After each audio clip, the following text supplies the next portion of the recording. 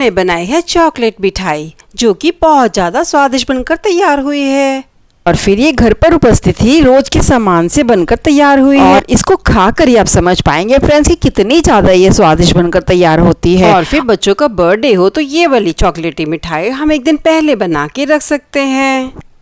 बहुत ज़्यादा स्वादिष्ट बनती है। रेसिपी को बनाने के लिए हमने यहाँ पर 15 पीसेस मैरीगोल्ड बिस्किट के इस्तेमाल किए हैं जो कि इस पैक में उपलब्ध रहते हैं। सारे ही बिस्किट्स को निकाल के हमने पहले थोड़ा थोड़ा तोड़ लिया है और फिर हमने जार में इसे अच्छे से चला के घुमा लेना है इसका अच्छा से एक पाउडर बन सके। लेकिन हमें ध्यान रहे फ्रेंड्स कि हमने जार को रोक रोक कर ही चलाना होगा कि सारे ही बिस्किट अच्छे से क्रश हो जाएं। और फिर अगर थोड़े बहुत कण रह भी जाते हैं तो कोई बात नहीं, इनका स्वाद ही बहुत अच्छा आता है। ये देखिए फ्रेंड्स, हमने मिक्सी जार को रोक रोक कर चला लिया है और सारे बिस्किट अच्छे से क्रश हो चुके हैं। तो हमने इन्हें निकाल लिया है एक बड़े बर्तन में। इसी में ही सारी चीज़ों को मिक्स करके हम दिखा देते हैं।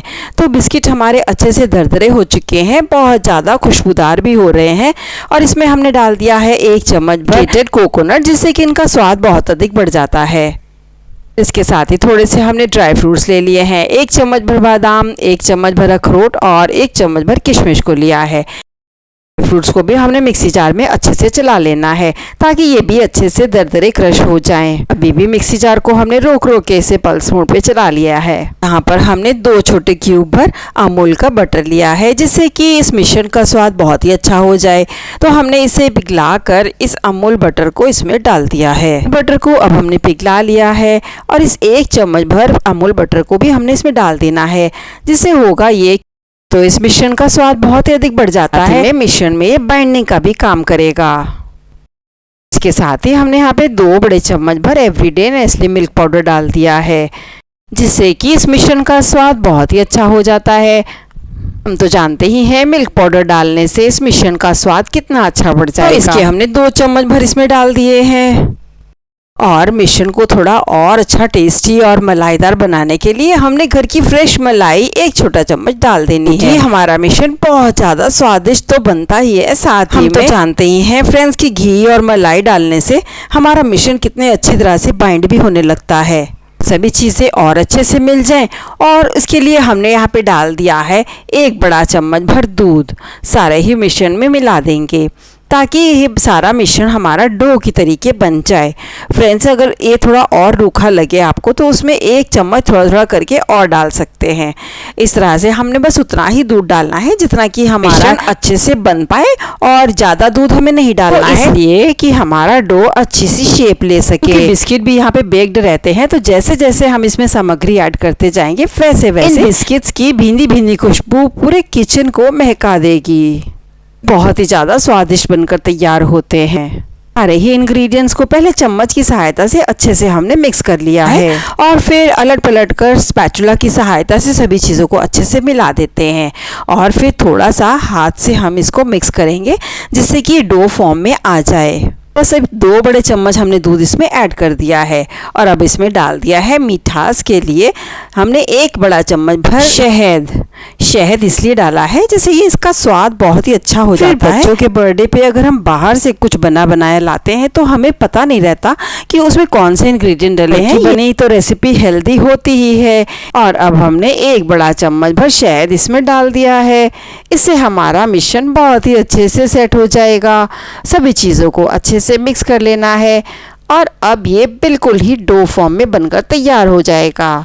तो ये देखिए फ्रेंड्स, सभी चीज़ों को आपस में अच्छे से मिला रहे हैं। ये देखिए फ्रेंड्स, कितने आराम से सारा मिश्रण एक साथ इकट्ठा हो चुका है और अब ये डो फॉर्म में भी आ चुका है। अब इस डो का हम थोड़ा सा पोर्शन लेंगे और इसे मनचाहा आकार दे देंगे। आप चाहें तो इस पोर्शन को यहाँ पे लड्डू का आकार दें, यहाँ रेक्टेंगुलर बनाए या फिर स्क्वायर पीसेस काटे, वो आपकी मर्जी है। आप चाहें तो किसी मोल्ड में भी डाल के इसको सेट कर सकते हैं। अभी पीसेस को तैयार होने के बाद लगभग 15 मिनट के लिए फ्रिज में इस तरह से हमें इन्हें रख के छोड़ दिया था जिससे कि बहुत ही अच्छे से सेट हो चुके हैं। तक ये पीसेस फ्रीजर में अच्छे से ठंडे हो रहे हैं, तब तक हम चॉकलेट को मेल्ट कर लेते हैं। यही चॉकलेट को हमने इस तरह से निकाल के छोटे छोटे पीसेस में कट कर लिया है ताकि वो अच्छे से जल्दी मेल्ट हो सके। इसलिए हमने थोड़ा चॉकलेट को पहले ही मेल्ट कर लिया था। तो इन पीसेस को कट करने के बाद हमने इस पैन में पानी को डाल लिया है गर्म करने के लिए, और इसमें हमने फिर 1 चम्मच भर बटर को भी डाल दिया था जिससे कि इसमें अच्छी सी शाइनिंग आ सके।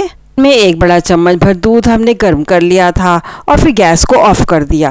मेल्टेड चॉकलेट को हमने इसमें डाल के अच्छे से सभी तरफ घुमा लेना है। सारी ही चॉकलेट दूध में अच्छे से मेल्ट हो जाए और हमें इसे तब तक चलाना है जब तक कि अच्छा डार्क ब्राउन कलर चॉकलेट का ना आ जाए।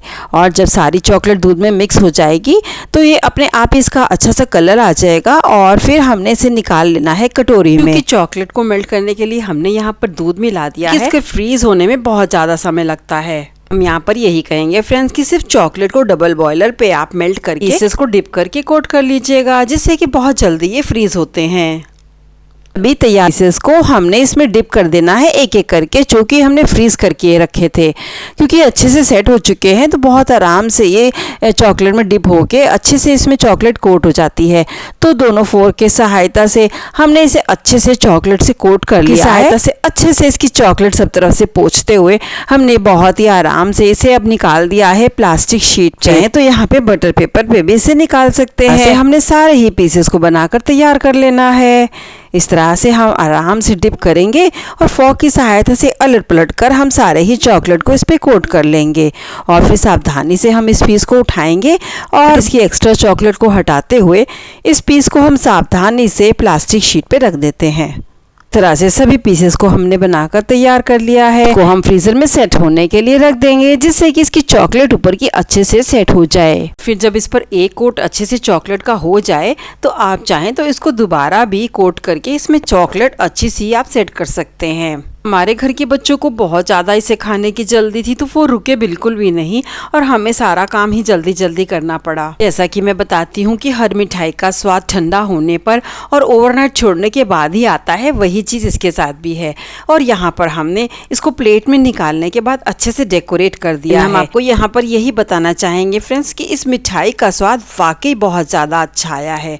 तो ये चॉकलेट मिठाई को इस तरह से फिर हमने डेकोरेट कर दिया है अपने मनपसंद ड्राई फ्रूट्स के साथ। भी सकते हैं कि पहले से ये बहुत अच्छे से सेट हो चुकी है। जब इसे हम रात भर के लिए सेट होने के लिए छोड़ देंगे तो सुबह तक और अच्छे से ये सेट हो जाएगी और इनका स्वाद भी बहुत अधिक बढ़ जाएगा।